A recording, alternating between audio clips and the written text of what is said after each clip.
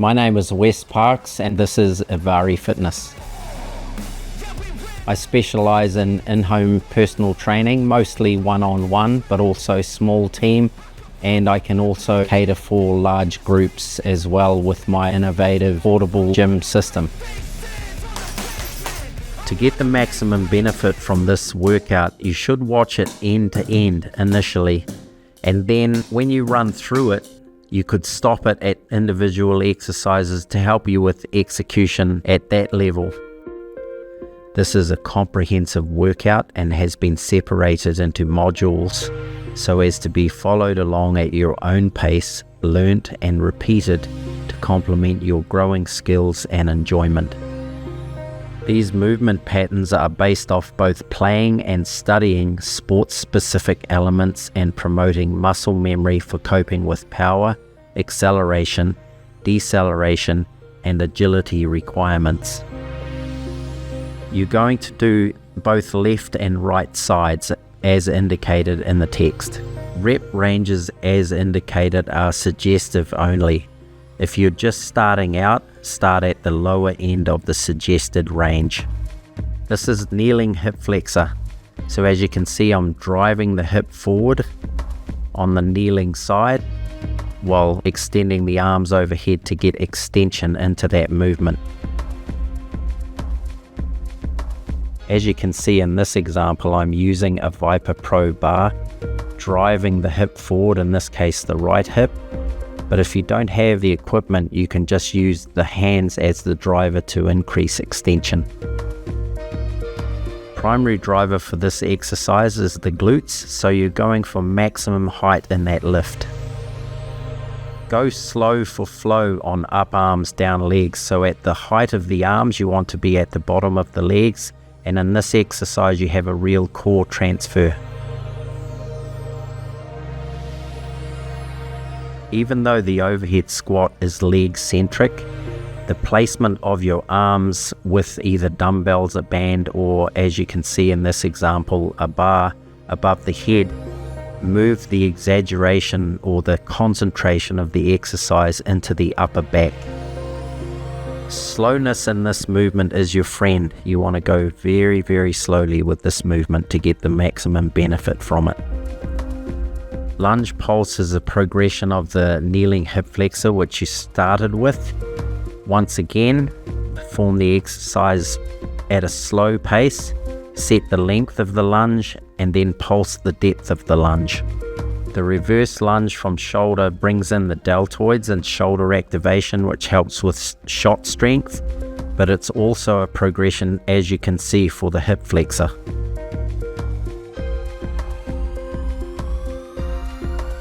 Single leg raise from the floor. Once again, you're going for height, and the target muscle group is the all-powerful glutes. Lunge patterns for the sports of pickle and paddleball are obviously very important on all planes, and as you can see in this one, the forward lunge, once again performed with a reasonably slow tempo, but in this case from overhead, and come down with either the hands or whatever load you have, and that's helping with gravity ground force reaction. With your feet outstretched, not all the way into full extension but partial extension, and your feet pulled into flexion, you're going to do a hip raise from the floor that targets the hamstrings. Side plank pulse helps with lateral stability and strength of the body, and once again should be performed at a slow tempo. This is a mid-court exercise with lateral concentration, and it's also triple hinge, so your ankle, at knee and hip are going into both flexion and extension. Thoracic spine rotation is going to help immensely with shot reach on both forehand and backhand sides.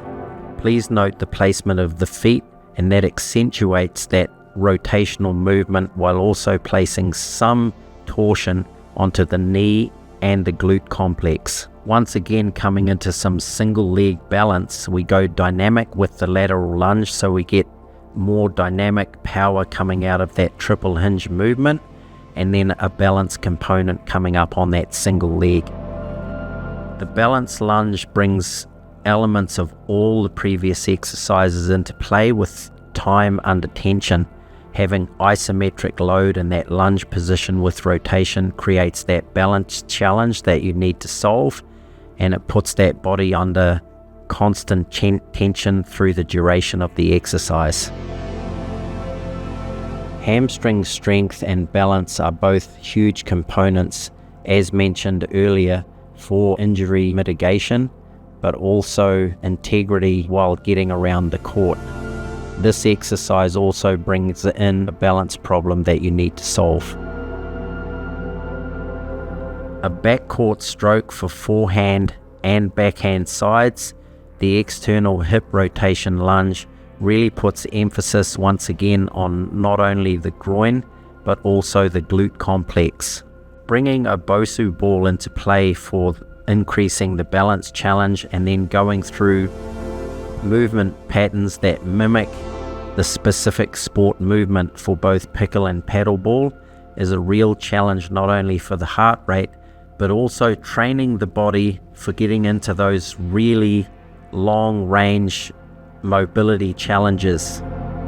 While a Bosu ball is not required for execution of this exercise, it does add to the balance challenge while going through this movement pattern that mimics sport specific patterns of both pickle and paddleball.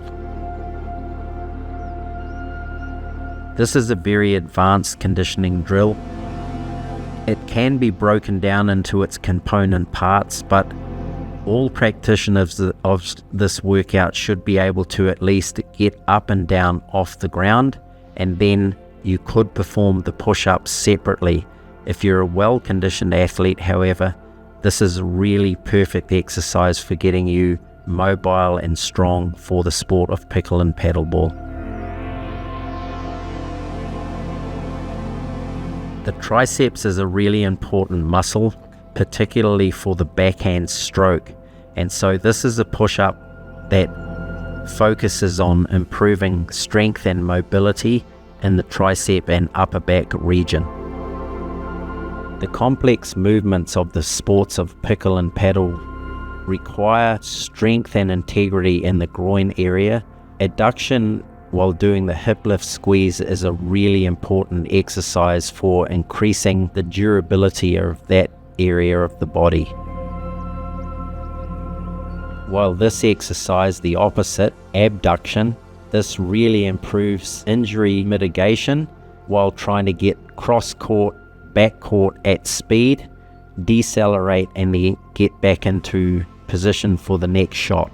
The hip hinge push-up is really great exercise, particularly when you're in spinal flexion, at stretching out and making strong the hamstring area, posterior kinetic chain, while the push-up component obviously improves mobility, stability, and strength in the upper body.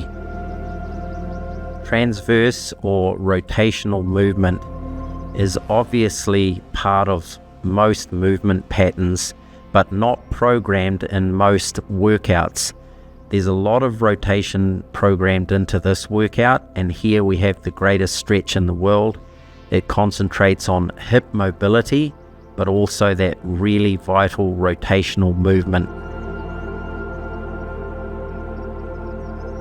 The posture matrix is a high rep set and should be performed with a relatively lightweight band. 4 individual exercises performed back to back with no stopping. It's going to help with the structural integrity and strength of your upper back and shoulder complex.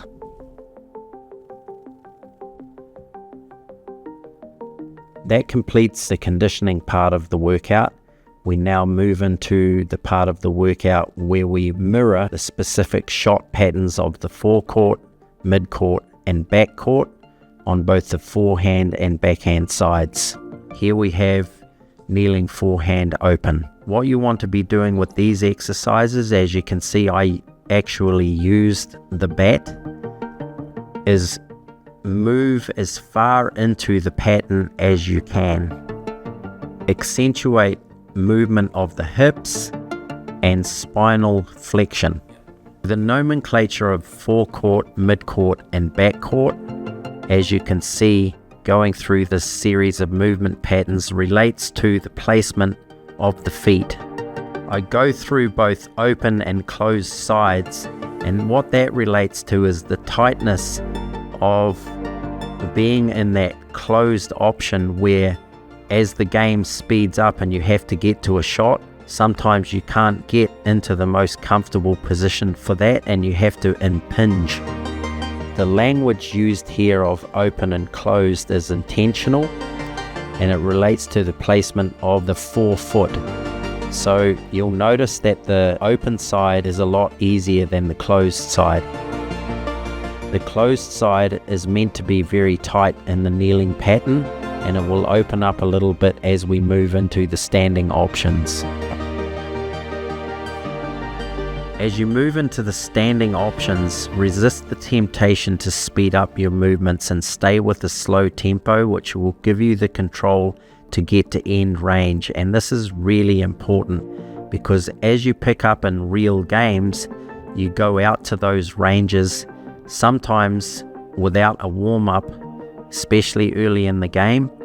And what this is aimed at is mitigating the potential for injury in those movements. So stay slow and get to end range. You're going to feel much freer for obvious reasons on the open side. So be patient with yourself. Just work with your balance problems and your mobility, your reach problems on that closed side, and with time it will come. Once again, we're working the forecourt, in this case the backhand side, mid-court,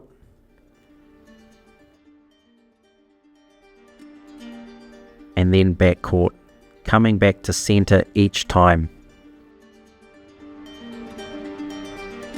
Try to put some hard work into all of these exercises. This is really important. It's going to help with your game immensely.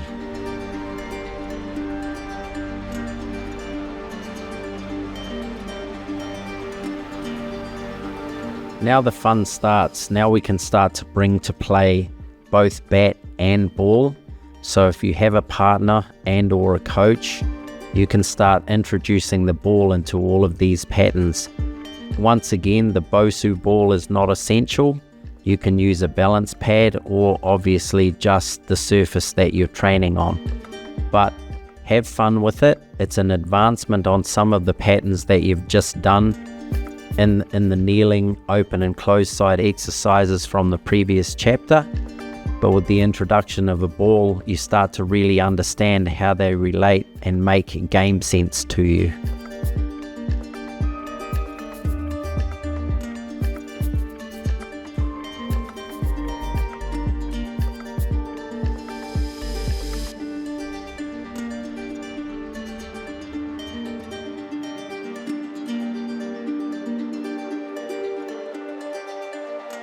The up and overs for time bring a cardiovascular component. So with the dynamism of this exercise, you're bringing in a little bit of plyometrics and power and a rise in heart rate.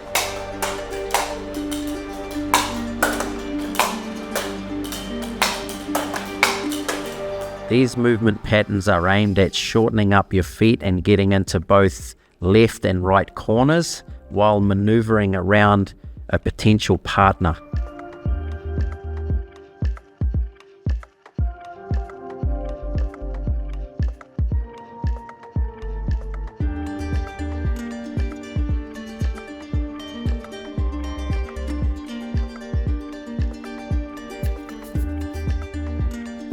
And let's not forget the all-important overhead strokes that sometimes we need to perform during the game.